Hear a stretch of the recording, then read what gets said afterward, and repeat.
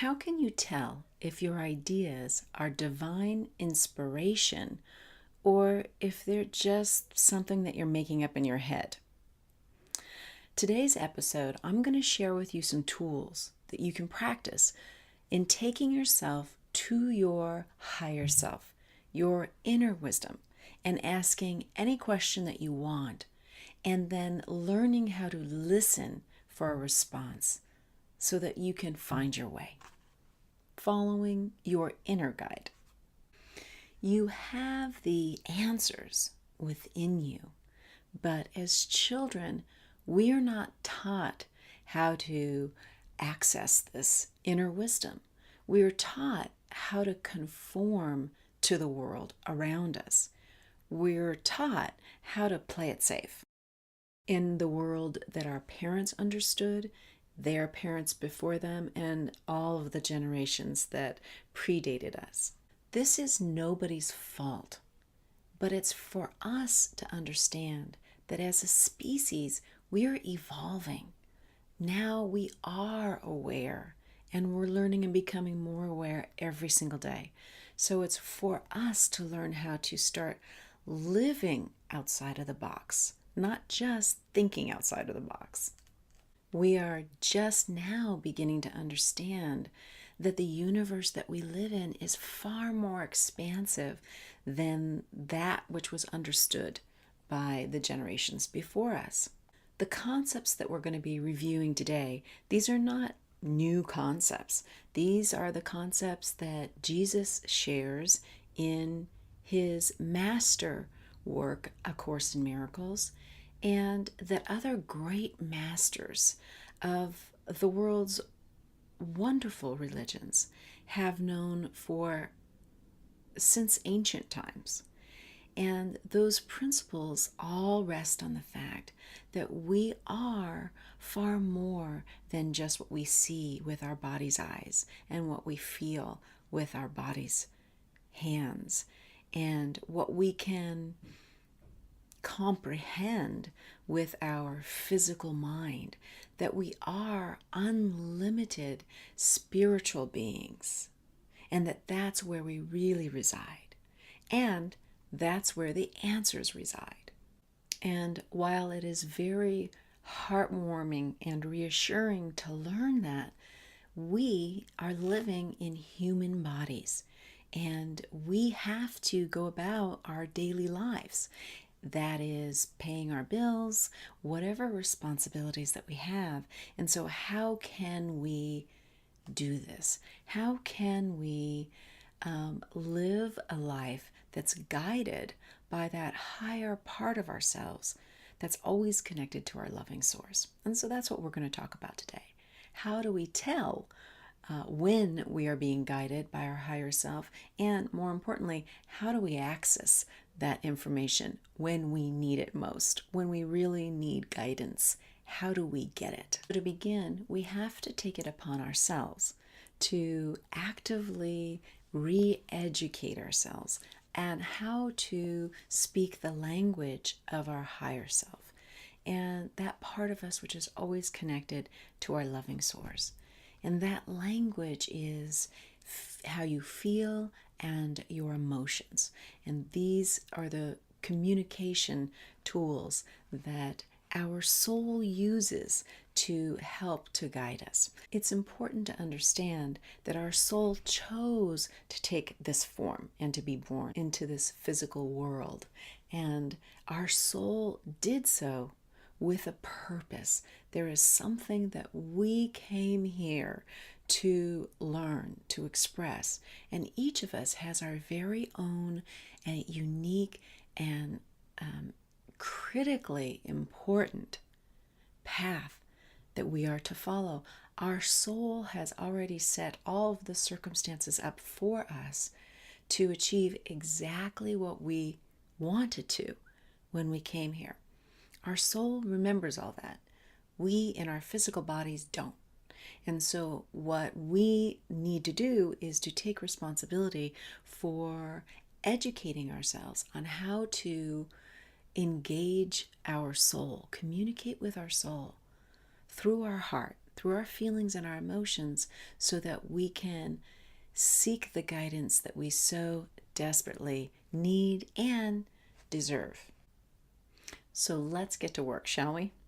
I'm going to share with you a real life circumstance that occurred for me, and then I'm going to share with you the steps that we can use to make sure that what we're thinking is the right thing to do actually is inspired action, actually suits the soul's intention, our higher purpose. If you listened to last week's episode, you know that in 1996, I found myself, I didn't have a high school diploma. I had been out of the workforce for 8 years, and I had found myself in a situation where I had no home, I had no money, and I had been separated from my daughter, and I was desperate to pull my family back together. And in that episode, I shared with you how using my ability to focus, I was able to do just that with a little bit, or really a lot, of divine help. I was able to accomplish just that. So that part of the story had a very happy ending. Well, where that story leaves off, I was working as an office assistant, and you can bet I did not want to be ever in the same circumstances. So I knew that I had to create a stable home environment, which my daughter could always rely on, and which would support her going to college, which was very important to me, being that I didn't go through college. I was able to get myself into a state-funded program for earning a technical certification as a Microsoft systems engineer. So that was the beginning of a career for me in technology. I was able to get a job. I went to school at night. I got my GED, so I had my high school diploma essentially in my back pocket. And after I was certified, I was able to get a job, an entry-level job on a help desk for a law firm. I enrolled in junior college at Santa Monica Junior College, and I started to focus on propelling my career, advancing my career, and advancing my education. So over the years, up until 2008, and there was a lot of stories and a lot of challenges between 1996 and then, but I managed to become head of technology for a global sports and entertainment firm. And so I was making great money. I was the chief information officer of this company. I was traveling around the world on business. It was fabulous. And I and my daughter in 2008 had graduated college. So things were going really, really well. I was really starting to focus on the next step in my career. I was very excited about it. I just thought I was going to continue, going up the same corporate ladder that I had been on. And I was attending a conference. I was asked to give a keynote speech in Berlin, and I was thrilled to do it. When I was there and when I was preparing for it, though, I realized my heart was not in it. That was very unusual for me. But my heart was absolutely not into this process. Doing a speech, you would think I'd be very excited. I'm giving the keynote. They're paying to fly me to Berlin. That's very, very exciting. And but it wasn't there for me. And I couldn't figure it out. So it took me a couple of years of really soul searching to understand that this was not my passion. And at that time, I didn't know what my passion was, but I knew that I had to follow my heart. And I eventually quit my job in 2010. And now you should know that this path that I chose, well, it's led me where I am today. I'm passionate about my spiritual awakening, and I'm passionate about sharing it with you and enjoining you in the process. And that's why I'm so grateful that you show up and that you listen, and for your comments in these episodes. So how did I know that this was not some kind of midlife crisis that I was going through at the time, and that this was really my heart. This was really my soul speaking to me. How did I know that? Well, I'm going to share with you the steps that I used, and hopefully they'll help you as well. Step number 1. This is a very important one. Don't go ask all your friends and family. Don't do it. If I had asked my family, let's just listen to the question. Hey guys, you remember me, broke, no education. Yeah, all these years I worked my way up, making all this money. Life is good. Everybody's happy at work. What the heck? What more could I want? Well, you know what? I don't feel like this is my truth. I don't think this is my truth. I think I'm just going to quit my job and I'm going to go chase my truth. Well, honey, what is your truth? I'm not quite sure, but I know this isn't it. And I trust that I need to take the path. I trust that I need to take this journey to be my authentic self, to know who I really am. So I think that's what I'm going to do. How are you going to make money? Well, I haven't quite figured all that out yet, but I know that my heart needs to be filled. And I know that I need to be inspired and enthusiastic. And I'm not those things. So yeah, I'm going to go ahead and turn in my notice. And what do you think of that? Okay, yeah, don't do that. Nobody else knows what's right for you. They have their very own journey, and they can only, as lovingly as much and as much as they want to help you, they can only give you that advice which makes sense to them, quite frankly, and in their lives. And so unless you know precisely what you want to do and you're talking to somebody who's already doing that, that's a different story. Seeking their advice is very helpful. But generally speaking, your family and your friends it's good to not go to them over this. In step 1, rather than go to them, you want to begin the process of going within, where the answers really lie, where your soul is. And your soul, which is always connected, knows all the answers, still remembers every bit of who you really are and what your truth is.